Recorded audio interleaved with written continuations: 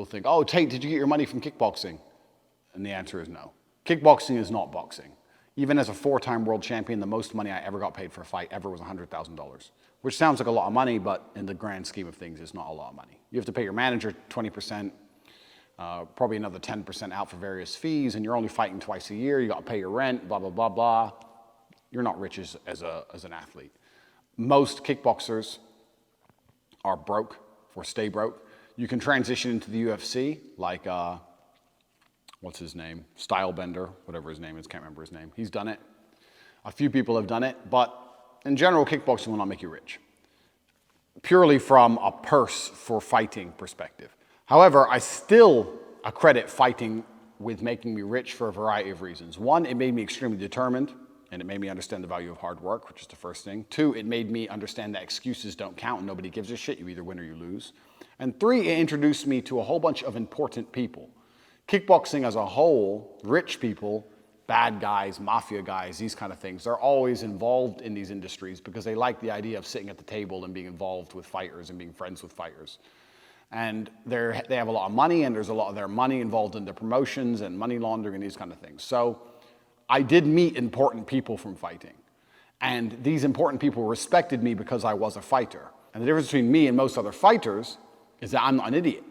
Most fighters are stupid, and the reason they're stupid is because if you have a low IQ, you're brave, and it's a scary thing to do. So intelligence makes you sit there and think, is this really worth it? But I am brave and smart, which is unique. So I could leverage the relationships I made via fighting to move to Romania, for example, or open casinos in Romania, for example, or do a lot of other things I couldn't possibly have done any other way. So fighting did make me rich based off the back of the relationships that fighting provided me. But from a pure fight purse perspective, fighting didn't make me rich. Also, I'd like to believe that a lot of the reason why the War Room is so successful and some of the other products on Tate.com is because I'm a kickboxing world champion and people know that I have a warrior's mindset. It's easy to talk a warrior's mindset, but when you've actually done it, it gives you a different level of credibility. So fighting made me rich from a networking perspective and credibility, an individual credibility perspective, but it didn't make me rich in regards to the fight purses I've been awarded. The reason I'm talking about this on Tate Speech is because I get so many emails about my fight career.